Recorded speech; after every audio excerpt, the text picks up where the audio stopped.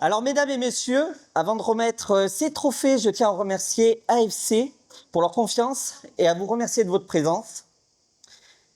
Mais je dois aussi vous faire une annonce importante. Ce Festival d'Avignon 2026 est le dernier que nous couvrons sous le nom d'Avignon et moi. Pour tout ce qui concerne le spectacle vivant, Avignon et moi ne disparaît pas. Le média poursuivra son travail sur le territoire au service d'Avignon, de sa culture et de celles et ceux qui la font vivre toute l'année. Mais notre travail autour du théâtre a dépassé depuis longtemps les limites de la ville. Nous avons développé une antenne à Paris, Nice fonctionne depuis 1 an, Lyon s'apprête à nous rejoindre. À partir de maintenant, les critiques, les interviews et les couvertures de spectacles porteront notre nom. Ce nom sera Théâtre et moi.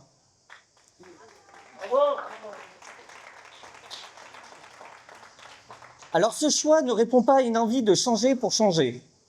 Il vient d'un constat. Les compagnies sont de plus en plus fragiles. Les financements diminuent, les subventions se réduisent, la communication devient pourtant toujours plus indispensable.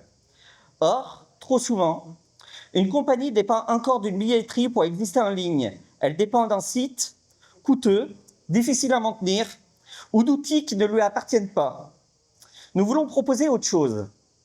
Un espace indépendant où chaque compagnie pourra créer gratuitement sa fiche de spectacle. Elle pourra y annoncer ses dates de tournée, présenter son travail et rassembler les critiques publiées par des médias sélectionnés. Les spectateurs pourront également y laisser leur avis. L'inscription sera gratuite, l'ajout d'un spectacle sera gratuit et l'ajout des tournées sera aussi gratuit.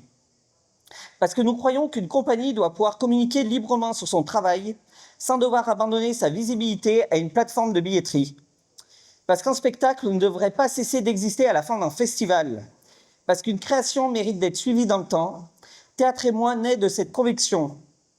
Il ne s'agit pas seulement de parler du théâtre, il s'agit de lui donner des outils. Il s'agit de mettre notre expérience de la communication au service de celles et ceux qui créent. Cette évolution, nous la devons aussi à la confiance que vous nous avez accordée. Cette année, plus de 250 compagnies ont rejoint notre écosystème. Nous avons réalisé près de 100 interviews, nous avons publié une centaine de critiques et notre équipe a vu plus d'une centaine de spectacles. Pour la seule danse, 18 créations ont été découvertes dans le cadre des trophées. Et pendant le festival, l'écosystème Avignon et moi a dépassé les 200 000 visites. Ces chiffres comptent, ils disent que notre travail rencontre un public. Ils disent aussi que les compagnies ont besoin de relais capables de les suivre au-delà de quelques jours. Mais ils ne nous autorisent pas à nous attribuer seuls les réussites. Lorsqu'une salle se remplit, plusieurs forces se rejoignent. Il y a le travail de la compagnie, il y a la confiance dans le théâtre, il y a le travail des attachés presse, il y a celles et ceux qui tractent sous le soleil, qui a été assez torride d'ailleurs, il y a les recommandations du public, et parfois il y a aussi notre travail. Nous sommes fiers d'avoir pu jouer un rôle décisif pour certains spectacles. Nous savons aussi que, pour d'autres, nous avons simplement rejoint une aventure déjà portée par beaucoup de monde. C'est ainsi que nous concevons notre place, ni au-dessus, ni à côté, mais au service d'eux. Avant de remettre ces prix, je veux également rappeler ce qu'ils représentent. Pour être éligible, un spectacle doit être une création 2026 et être présenté pour la première fois à Avignon. Nous nous appuyons sur les informations publiées sur le site du Festival Off. Ces trophées ne désignent pas les meilleurs spectacles du festival. Nous n'aurions ni la légitimité, ni la prétention de l'affirmer. Nous n'avons malheureusement pas vu toutes les créations. Ces prix sont des coups de cœur. Ils sont le choix d'une équipe qui a regardé, écouté et parfois été profondément bouleversée. Les spectacles récompensés bénéficieront d'une mise en avant sur Avignon et moi, ainsi que sur Théâtre et moi lors de sa sortie en septembre. C'est notre manière de prolonger la rencontre. Donc le premier trophée récompense le spectacle musical. Alors je ne sais pas si la troupe Fabuleux est là. À première vue, non. Mais par défaut, quand même, on va faire monter sur scène Anna, qui a reçu le trophée spectacle musical l'année dernière.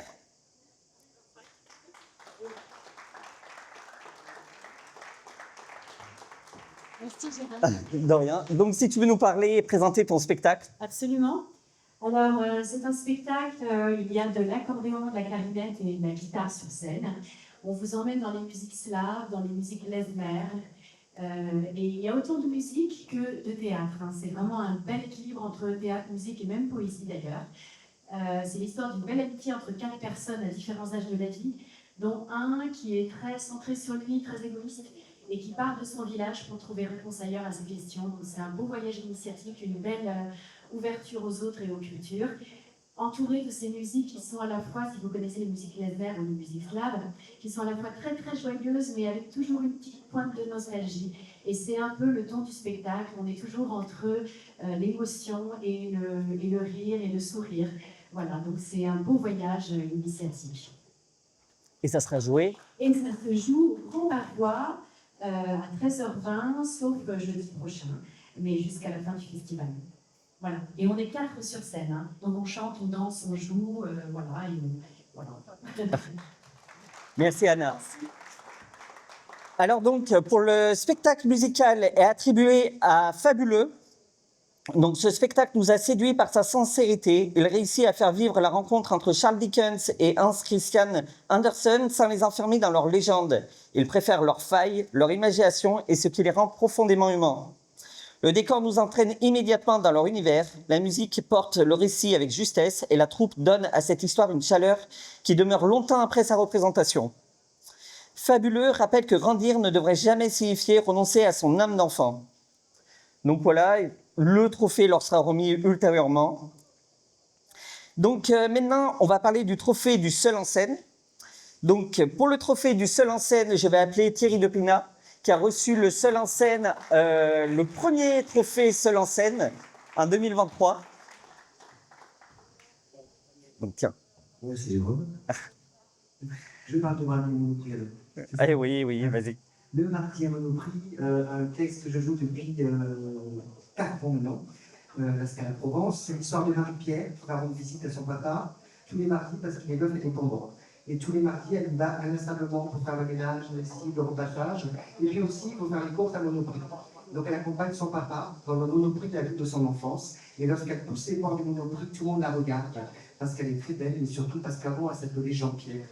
Voilà, c'est un très beau texte sur la différence, bien au-delà de la forme d'identité, comment on se construit lorsqu'on est différent, lorsqu'on est trop regardé, et jusqu'où on est prêt à supporter un parent vieillissant par un filial, dont ce propre parent ne supporte pas ce que l'on est, puisque le papa de Marie-Pierre continue à appeler sa fille Jean-Pierre. Voilà. C'est complet, il y a une exceptionnelle ce soir à 19h à la Scala Provence. Je crois qu'il reste une dizaine de places. Voilà. Tu peux rester, hein. Je te passe le trophée.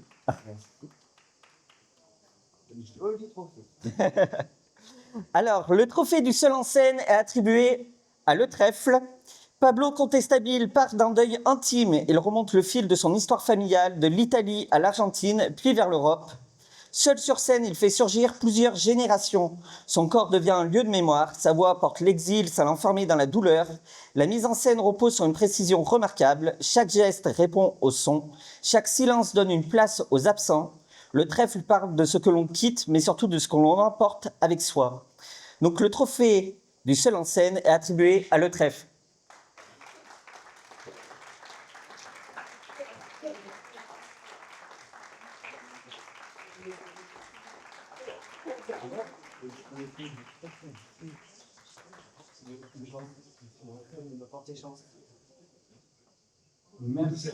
Merci beaucoup Jérôme, ça fait très plaisir déjà.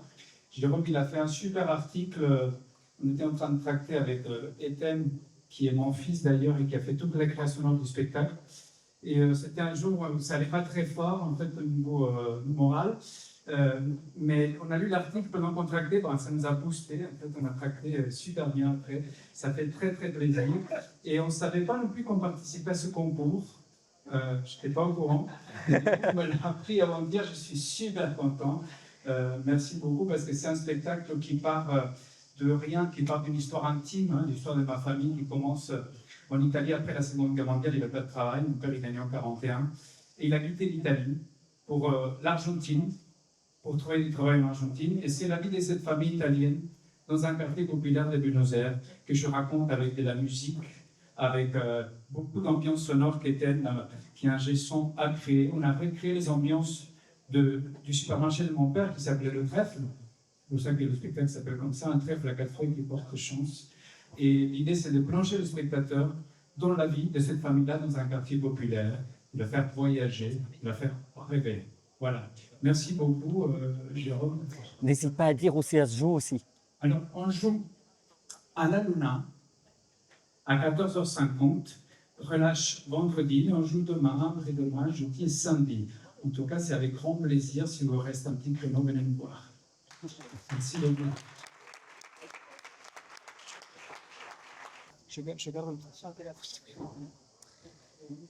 Donc, ensuite, pour le trophée du jury.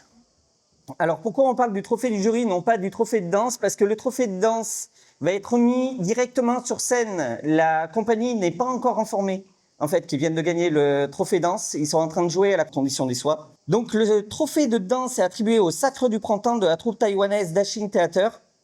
Et la remise officielle, donc, aura lieu tout à l'heure, directement sur scène. Pour vous parler un petit peu quand même du Sacre du Printemps, donc le Sacre du Printemps ne cherche pas à reproduire celui de Pina Bausch, il l'interroge, il pose une question simple mais vertigineuse, que reste-t-il d'une culture lorsque l'on connaît mieux la danse des autres que la sienne? Wei Te Huang met en scène des corps taïwanais traversés par les traditions chinoises, mongoles, tibétaines et occidentales. Ces danses leur ont été enseignées, elles appartiennent à leur formation, mais appartiennent-elles à leur histoire? Le spectacle cherche Taïwan à travers ce qui semble constamment l'effacer. Il montre qu'une culture minorée peut dialoguer avec ses grands répertoires sans se soumettre à eux. Il ne demande pas une place par indulgence, il la prend par l'exigence de sa danse. Le trophée de danse est donc attribué au Sacre du Printemps de Dashing Theater.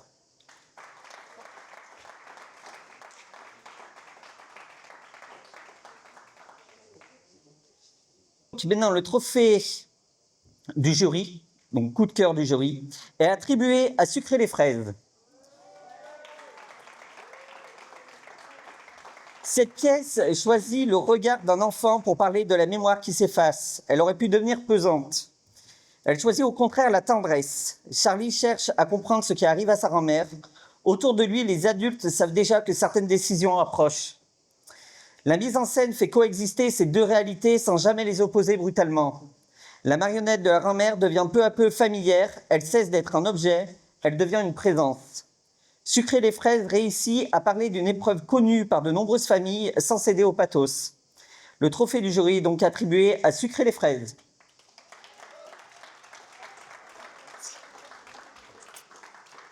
Merci. Merci. C'est très joli. Merci beaucoup, Jérôme et Mathilde, d'être venus découvrir Sucré les fraises au mois de juin pendant notre sortie de résidence, accompagné de beaucoup d'Avignonnais fidèles qui nous suivent depuis longtemps, notamment vous qui nous suivez depuis notre toute première création de la Compagnie Hors du Temps en 2022. 2023, oui. À l'Oriflamme, pour Heureux les Orphelins, qui était notre premier spectacle. Ça, c'est notre troisième création. On associe évidemment, donc je suis avec Margot et Jérémy qui jouent avec moi ce spectacle. On associe évidemment, et sans qui on n'aurait pas joué grand-chose, Sébastien Bizot, qui est l'auteur de ce spectacle, et Justine Britaggio, qui est la metteuse en scène, mais aussi toute l'équipe artistique, parce que dans les retours qu'on a eus, on a notamment eu des super retours sur nos décors, sur nos costumes, sur les lumières. Donc voilà, on pense très fort à Raphaël, à Marion qui nous ont accompagnés dans ce spectacle. C'est une très très belle aventure. On ne savait pas trop dans quoi on s'embarquait, si c'était un jeune public ou pas. En fait, il s'avère que c'est un spectacle très familial, que souvent les parents sortent en pleurant et les enfants en rigolant. Donc ça veut dire qu'ils n'ont pas tout à fait compris la même chose du spectacle, et c'est très bien comme ça. Et on est très heureux de vous dire qu'on sera de retour l'année prochaine à Avignon. On ne sait pas encore dans quelle salle, mais voilà, rendez-vous en 2027. Merci beaucoup.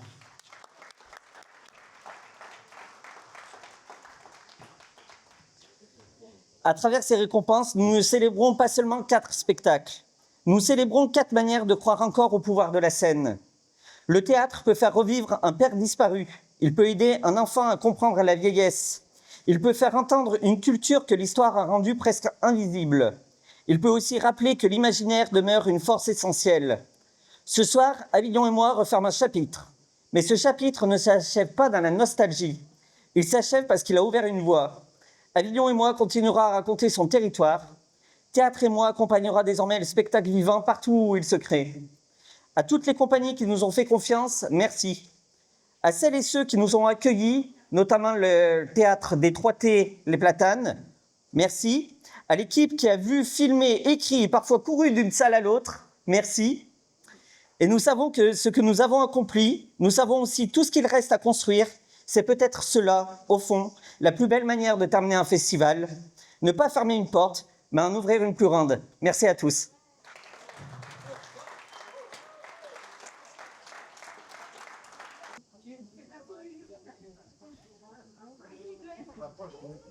Moi, je n'ai pas de vide entre les deux.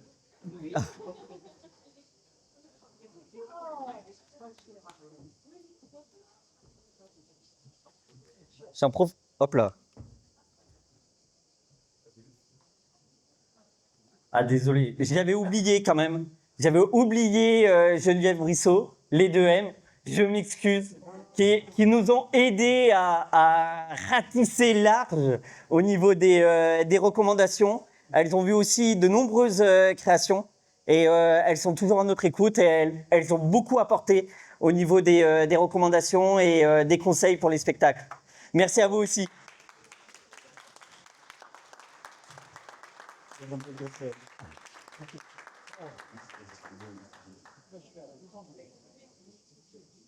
On y va. Allez, on y va.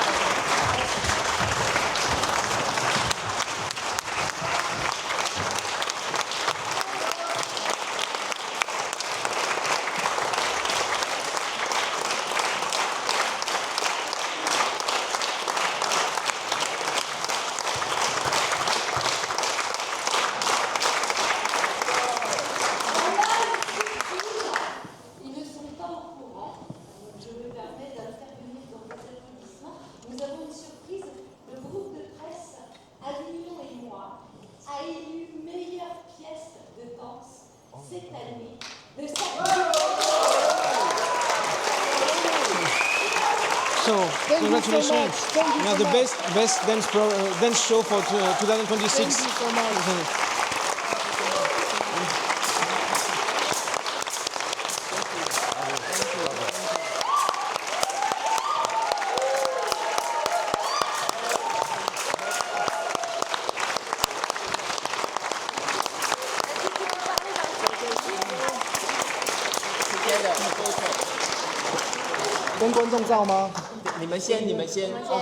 But you want with the public? Do you want with the audience?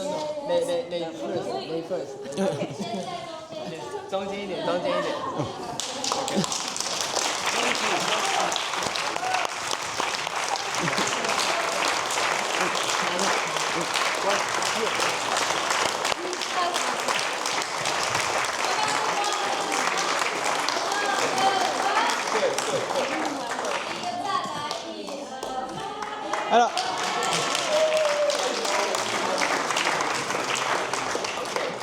très rapidement, je ne vais pas être très long parce qu'il y a un spectacle après. Donc Avignon et moi, ça fait 4 ans que nous distribuons des prix en fait, durant le Festival d'Avignon. Et avec tous les spectacles de danse que nous avons vus cette année, celui-ci nous a paru le plus beau, le plus magnifique. Il nous a touché vraiment au cœur. C'est pour ça que nous avons décidé de leur donner cette récompense. Félicitations pour votre travail.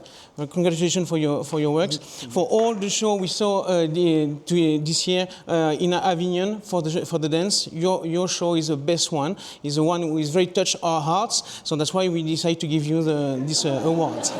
Okay. Thank you.